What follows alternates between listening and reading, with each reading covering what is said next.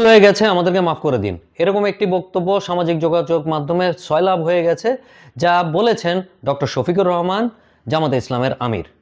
বক্তব্যটি এমনভাবে প্রচারিত হয়েছে যেটাতে মনে হচ্ছে তারা হয়তোবা ৭১-এর জন্য ক্ষমা চাচ্ছেন এবং তাদেরকে মাফ করে দিতে বলা হচ্ছেন এবং একটা সুযোগ দিতে বলা হচ্ছে। পুরো বক্তব্যটা হচ্ছে অনেকটা এইরকম যে আমাদের দল বাংলাদেশি মানুষের উপর যেসব জুলুম করেছে তার জন্য আমরা নিঃশর্ত ক্ষমা প্রার্থনা করছি। আমাদের ভুল হয়ে গেছে, আমরা এখন ভালো হয়ে গেছি, আমাদেরকে মাফ করে দিন। এটি আসলে জামাতের আমির ডক্টর শফিকুর রহমান জামাতে ইসলামের পক্ষ হয়ে বলেন নাই। এটি আসলে উনি গত ১৬ই ডিসেম্বরে তাদের যে ম্যারাথন ফর মুক্তি, তাই তিনি বলেছেন তার বক্তৃতাতে, তার ১৯ মিনিটের একটি বক্তৃতা, যার একটি কিয়দ অংশ নিয়েই নেট দুনিয়ায় এই মুহূর্তে তোলপাড়। সেখানে তিনি আসলে আওয়ামী লীগের ৯৬ সালে শেখ হাসিনা যেই বক্তব্য জাতির সামনে দিয়েছিল ওটাকে উল্লেখ করেছেন। মানুষজন ওই অংশটাকে কেটে বাকি অংশটাই প্রচার করেছে এবং মনে হচ্ছে পিকচারাইজেশনটা এমনভাবে হয়েছে যে জামাতে ইসলামী বাংলাদেশের সকলের কাছে মাফ চাচ্ছে তাদের ৭১-এর সেই ঘৃণ্য কর্মকাণ্ডের জন্য। বেসিক্যালি তিনি লাস্টে এই বক্তব্যটা দেওয়ার পরে শেষ অংশে ছিল, তিনি তার হাতে তখন ছিল তসবি এবং মাথায় ছিল ঘোমটা। তো এই অংশটা আসলে ওই মিমগুলাতে যুক্ত ছিল না। গত ১৬ই ডিসেম্বর জামাতে আমির যেই র্যালি বা ম্যারাথন যাই বলেন না কেন সেটার আয়োজন করেছে এবং শেষ মুহূর্তে সে র্যালির কথা বলেছে যে এই র্যালি চলবে বা এই ম্যারাথন চলবে যতক্ষণ পর্যন্ত বাংলাদেশের মানুষ মুক্তির স্বাদ আস্বাদন না করে। তাই তার মিনিং আর কি। তো আলটিমেটলি এই ১৯ মিনিটের পুরা ডিসকাশনে উনি বলেছে বাংলাদেশ আর কোনো চাঁদাবাজদের হাতে যাবে না, কোনো অপরাধীর হাতে এটা যাবে না। মানে সোজা কথা, কোনো ধরনের অপরাধীদের হাতে বাংলাদেশের ক্ষমতা আর যাবে না। এবং তখন থেকে শুরু করে শেষ পর্যন্ত উনি আওয়ামী লীগের যত দুষ্কর্ম ওই কথাগুলাই বলেছেন। তিনি বলেছেন যে ৩ দফায় আওয়ামী লীগ বাংলাদেশে শাসন করেছে। একটা হচ্ছে ৭২-এর ১০ই ডিসেম্বর একবার ক্ষমতায় এসছে, ৯৬-এর ১০ই ডিসেম্বর একবার ক্ষমতায় এসেছে, আরেকবার এসেছে ২০০৯-এর ৭ই জানুয়ারি, সরি প্রত্যেকটাই জানুয়ারি, ১০ই জানুয়ারি, 10ই জানুয়ারি, ৭ই জানুয়ারি। যাই হোক, তো এই বক্তব্যটার ব্যাপারে যদিও জামাতে ইসলামরে নিয়ে অনেক ধরনের এখন আলোচনা সমালোচনা আছে, তারা হিন্দু লোক তাদের এমপি বানায় ফেলতেছে, তারপরে তার এক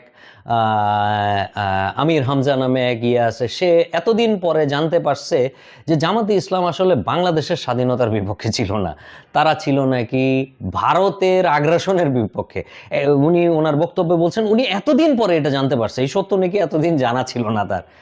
তো যাই হোক, জামাতে ইসলামের একটা বিশাল প্রবলেম হইল গিয়া যে তাদের কন্টিনিউইটি নাই, বক্তব্যের কোনো কন্টিনিউইটি নাই। এক সময় একজন একটা কথা বলে, আরেক সময় আরেকজন আরেকটা কথা বলে।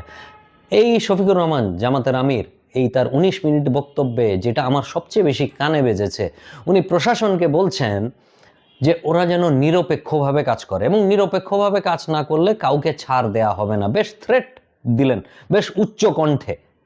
কিন্তু কিছুদিন আগেই তারই নমিনেটেড পার্সন সে বলেছে যে আমাদের কথায় ওসি উঠবে বসবে, আমাদের কথায় সে এসে দাঁড়ায় থাকবে, প্রোটেকশন দিবে, যাকে অ্যারেস্ট করতে বলবো তাকে অ্যারেস্ট করবে, যার বিরুদ্ধে মামলা দিতে বলবো তাকে মামলা দিবে। এনিওয়ে, আমি মনে করি এই ফেব্রুয়ারিতেও যদি ইলেকশন হয় জামাতে ইসলাম কিছু ভোট পেতে পারে।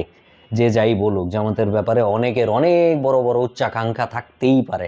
আজকে একটা ভিডিও দেখলাম, বাচ্চা কিছু ছেলেপেলেরে দিয়ে ভিডিও করাইছে, তুমি কাকে ভোট দিবা, বলে আমি ভোট যখন দিতে পারবো তখন আমি দাঁড়িপাল্লায় ভোট দিব। এমন সব ডায়লগ তাদেরকে শেখানো হয়েছে যেটা আসলে একেবারে শেখানো, এটাতে কোনো সন্দেহের কোনো অবকাশ নাই যে এটা প্রম্পট, এটা তাদেরকে শিখাই দেওয়া হয়েছে, তুমি এটা বইলো। যাই হোক, তো যেটা বলছিলাম যে ফেব্রুয়ারির পরে যদি ইলেকশন যায়, ফেব্রুয়ারিতে গেলেও হয়তোবা তারা ২০-২২টা সিট পেতে পারে, এবং সম্ভাবনা আছে, ভালো সম্ভাবনা আছে। কিন্তু যদি এটা সামহাও স্লিপ করে, আমি একটা কথাই বলতে পারি, বিএনপির পপুলারিটি 6 মাস আগে যা ছিল আস্তে আস্তে বাড়তেছে। জামাতের পপুলারিটি, জামাতের জন্য সবচেয়ে ভালো হইতো ইলেকশনটা যদি হইতো এই বছরের শুরুতে, তারা অনেক বেশি ভোট পেতে পারত। দিন যাচ্ছে, তাদের বিরুদ্ধে, তাদের বিপক্ষে একটা জনরোষ তৈরি হয়ে যাচ্ছে। যেই ডাকসুতে মানে মানুষজন আমার মতে বিএনপিকে ভোট দেয় নাই, কারণ হচ্ছে তারা মনে করছে বিএনপি আওয়ামী লীগ সেম, একবার জামাতকে দিয়ে দেখা হোক। আলটিমেটলি এই সাদিক কায়েম যেই পপুলারিটি এই মুহূর্তে যেই জায়গায় নেমে আসছে, এটা জামাতের বোঝা উচিত এটা একটা লক্ষণ যে জাতীয় ইলেকশনে কি হইতে পারে। Already testing done and you have proven to be a wrong choice.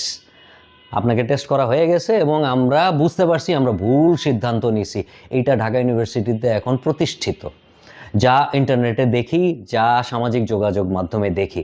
তো যাই হোক, এই ইলেকশন যদি সামহাও স্লিপ কাটে, সবচেয়ে বেশি ক্ষতিগ্রস্ত হবে জামাতে ইসলাম, তারপরে হবে এনসিপি।